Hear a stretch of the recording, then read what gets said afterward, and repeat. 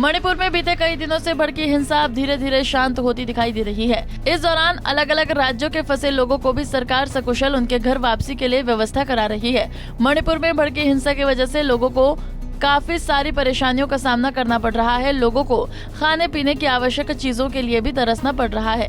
हालात ये हैं कि राज्य में लोग अपना सब कुछ वहां छोड़कर भागते दिखाई दे रहे हैं और इस दौरान इसका असर हवाई टिकटों पर भी पड़ा है। राज्य में हिंसा के बाद लोग पलायन करने को मजबूर हो रहे हैं, जिसका फायदा एयरलाइंस कंपनियां उठाने में जुटी हैं। टिकटों की दर पहले से काफी बढ़ी हुई है, जिसकी वजह से भी आम लोगों को अपने घर वापस जाने के लिए परेशानी उठानी पड़ रही है। वहीं इम्फाल में लगे कर्फ्यू में प्रशासन की ओर से ढील देने के बाद लोग अपने अपने घरों से निकलकर खाने पीने का सामान लेते हुए दिखाई दिए। बीते दिन देखा गया कि महाराष्ट्र के मुख्यमंत्री एकनाथ शिंदे मणिपुर में फंसे महाराष्ट्र के छात्रों को वापस बुलाने के लिए काफी परेशान दिखाई दिए। इस दौरान उन्होंने वहां फंसे छात्र छात्राओं से फोन पर भी बात की। मणिपुर में हिंसाग्रस्त क्षेत्र से लौटे एक छात्र ने बताया कि वो वहां हिंसा को देखकर काफी घबराया हुआ था, जिसके बाद उसने सीएम एकनाथ शिंदे और डिप्टी सीएम देवेंद्र फडणवीस से फोन पर बात की। We were very insecure. हमें बहुत मतलब कि घबराए हुए थे। हमने डिप्टी सीएम को फोन किया, मैसेज किया। उन्होंने तुरंत एक्शन लेके हमें पूरे इंतजाम के साथ लाके दिया। वी आर 3-4 दिन से लगातार कॉन्फ्लिक्ट चल रहा है। ऐसा मणिपुर में और क्या क्या देखा आपने 3-4 दिनों में? हम पिछले साल से मतलब सेकेंड सेमेस्टर से हमने हमारे एनआईटी के आसपास तो बहुत कम हुआ, पर दूसरे डिस्ट्रिक्ट में बहुत ज्यादा हुआ। ये सब देख रहे थे आपने, इंटरनेट भी बंद कर दिया गया। हाँ। मन में डर था, पेरेंट्स के पास जा पाएंगे नहीं जा पाएंगे। बात हुई थी पेरेंट्स से? हाँ, पेरेंट्स से बात हुई थी। वो मोबाइल सर्विसेज ऑन थे, पर हमें थोड़ा सा डर था, इनसिक्योरिटी।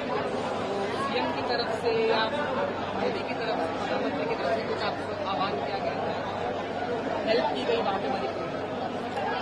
हाँ, हमें बहुत हेल्प किया गया, मतलब मुख्यमंत्री जी से और उप मुख्यमंत्री जी से, और हम उनको धन्यवाद कहना चाहते हैं। आई एम रियली थैंकफुल कि हमें इस सिचुएशन में हमें वापस ले आया गया है यहाँ पे। और अभी सिचुएशन थोड़ा शायद सुनने में आ रहा है कि आज से बेटर हो रहा है, बट कल तक सिचुएशन बहुत खराब थी एंड हम लोग ना पढ़ पा रहे थे ना कुछ। फाइनल ईयर होके बहुत ज्यादा टेंशन था, बट थैंक यू हमें वापस ले आने के लिए।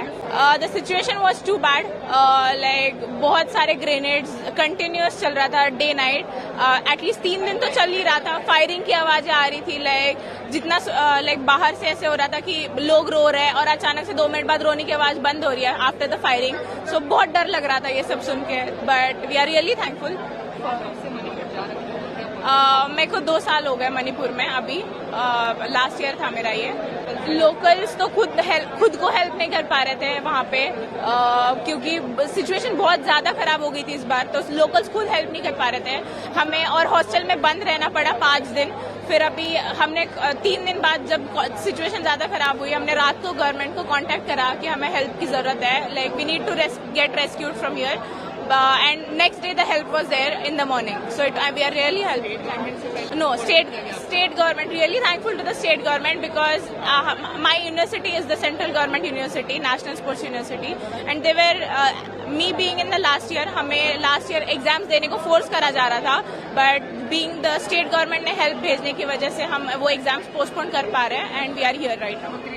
उन्होंने बोला, हाँ, हमें पता था कि एक बार बात होने के बाद वी वर सो कॉन्फिडेंट कि हाँ हमें हेल्प मिलेगी और हम यहाँ से घर सेफली पहुँच पाएंगे।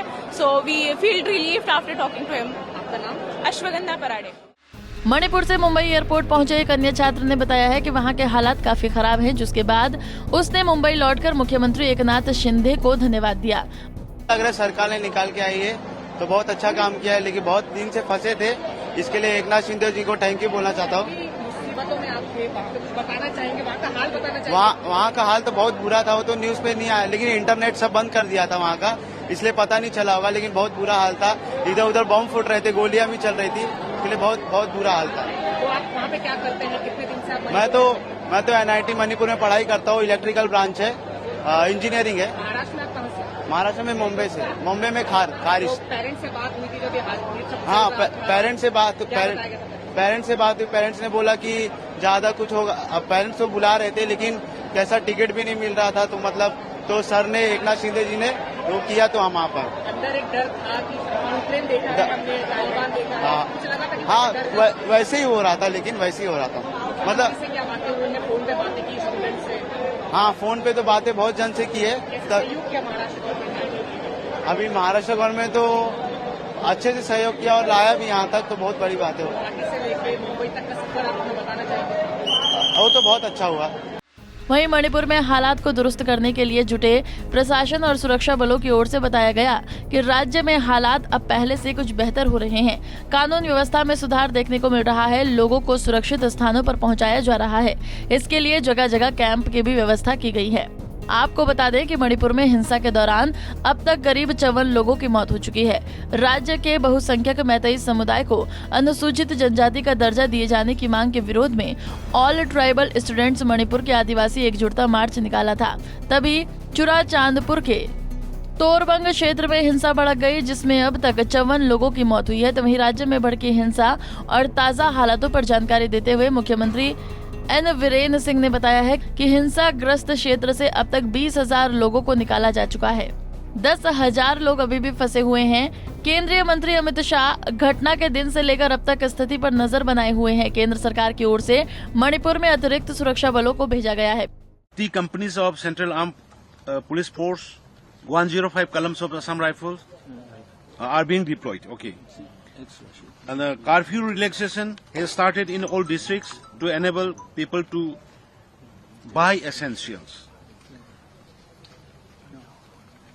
And regarding the ex gratia, the life is very precious. We cannot compare life with money, even though it is our bounden duty as a government to extend our possible help to the victims.